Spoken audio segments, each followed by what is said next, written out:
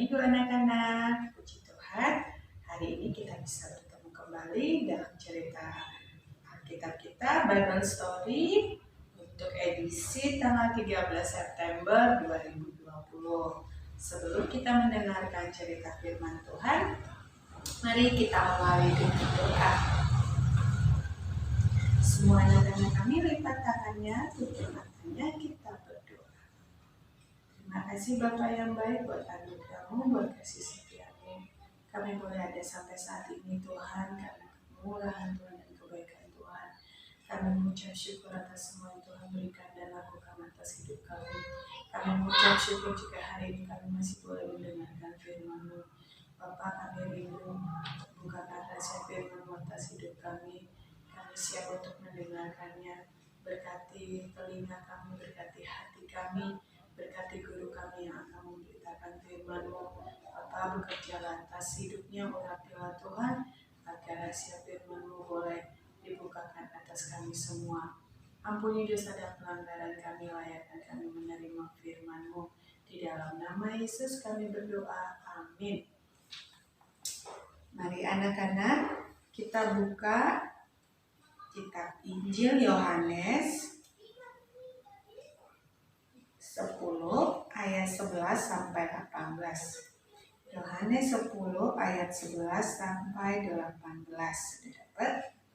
Judulnya Tuhan Yesus Gembala yang Baik. Kalau di perikop Alkitab, Gembala yang Baik. Kita baca mulai ayat 11. Akulah gembala yang baik memberikan nyawanya bagi domba-dombanya. Sedangkan seorang upahan yang bukan gembala dan yang bukan pemilik domba-domba itu sendiri, ketika melihat serigala datang meninggalkan domba-domba itu lalu lari, sehingga serigala itu menerkam dan mencerai-beraikan domba-domba itu. Ia lari karena ia seorang upahan, tidak memperhatikan domba-domba itu. Akulah gembala yang baik, dan aku mengenal domba-dombaku, dan domba-dombaku mengenal aku. Sama seperti Bapa mengenal aku, dan aku mengenal Bapa, dan aku memberikan nyawaku bagi domba-dombaku. Ada lagi padaku domba-domba lain yang bukan dari kandang ini. Domba-domba itu harus kutuntun juga, dan mereka akan mendengarkan suaraku, dan mereka akan menjadi satu kawanan dengan satu gembala. Bapa mengasihi aku, oleh karena aku memberikan nyawaku untuk menerimanya kembali. Tidak seorang pun mengambilnya daripadaku, melainkan aku memberikannya menurut kehendakku sendiri. Aku berkuasa memberikannya dan berkuasa mengambilnya kembali. Inilah tugas yang kuterima dari Bapakku. Yang membaca nats Alkitab dan tadi hari ini judulnya Tuhan Yesus Gembala yang Baik. Nah, adik-adik, sebelum ke dalam kisah Alkitabnya, Ibu mau bertanya. Adik-adik pasti pernah melihat gambar Tuhan Yesus dengan berbagai macam-macam jenis gambarnya, baik itu di televisi, di buku, atau di poster-poster, atau di lukisan-lukisan. Coba diingat, Ibu mau tanya gambar-gambar Tuhan Yesus yang bagaimana saja yang adik-adik sering lihat atau pernah lihat. Ya, gambar Tuhan Yesus ada di kayu salib. Lalu gambar Tuhan Yesus waktu dia bayi ada di palungan, di kandang domba. Lalu ada gambar Tuhan Yesus lagi duduk di kerumunin anak-anak, betul. Lalu ada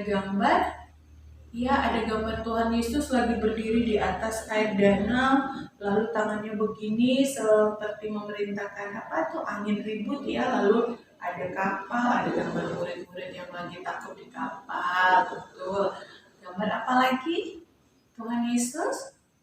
Ya, gambar Tuhan Yesus lagi duduk di suatu meja panjang bersama murid-muridnya, itu lagi perjamuan kudus ya, benar, satu meja.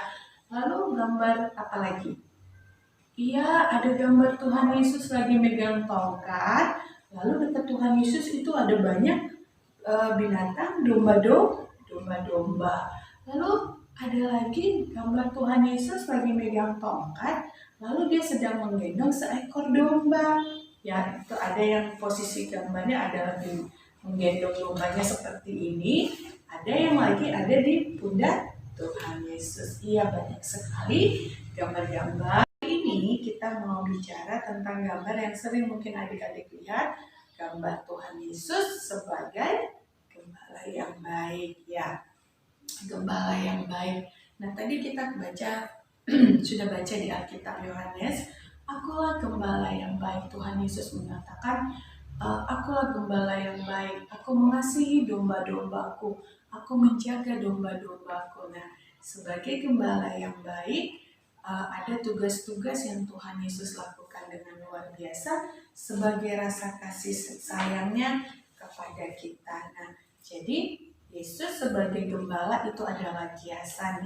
Tuhan Yesus mengumpamakan dirinya sebagai seorang gembala. Lalu gembala apa? Ya, gembala binatang domba. Bukan gembala ayam, bukan gembala itik, bukan gembala kambing, ya, tapi gembala domba. Jadi domba ini kiasan perumpamaan kita, anak-anak sekolah minggu, orang Kristen, atau orang yang percaya kepada Tuhan Yesus. Jadi Yesus mengumpamakan dirinya sebagai seorang gembala, di mana domba-dombanya seumpamanya adalah kita.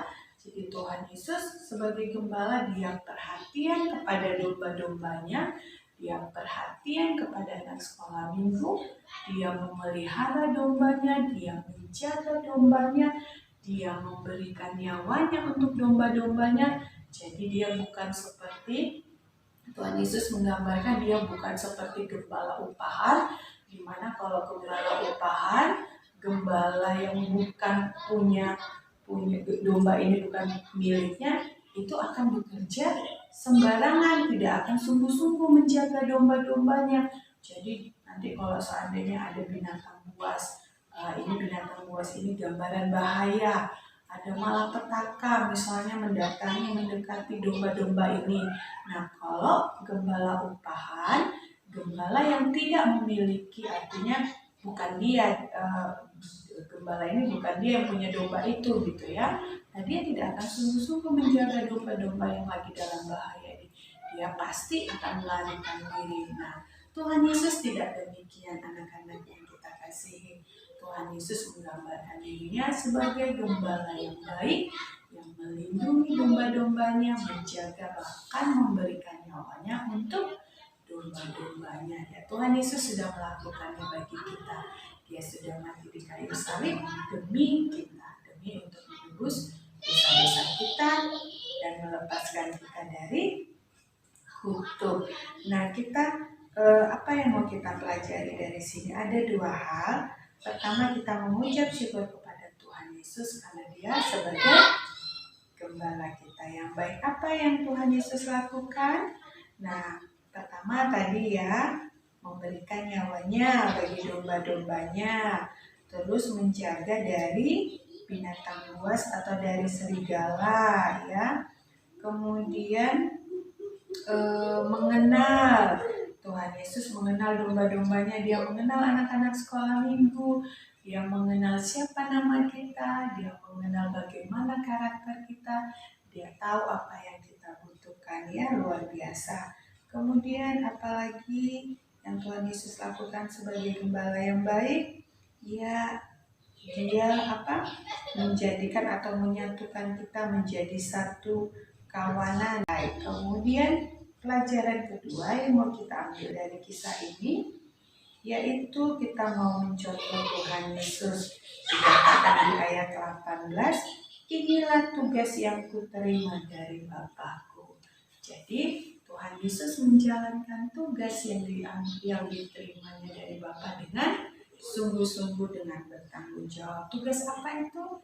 Ya, tugas sebagai gembala yang baik, yang memberikan nyawanya bagi domba-dombanya, melindungi dari binatang buas, tidak membuat kita semuanya terhimpun dan tidak tercerai-berai, menjaga dan memberikan nyawanya bagi kita, ya.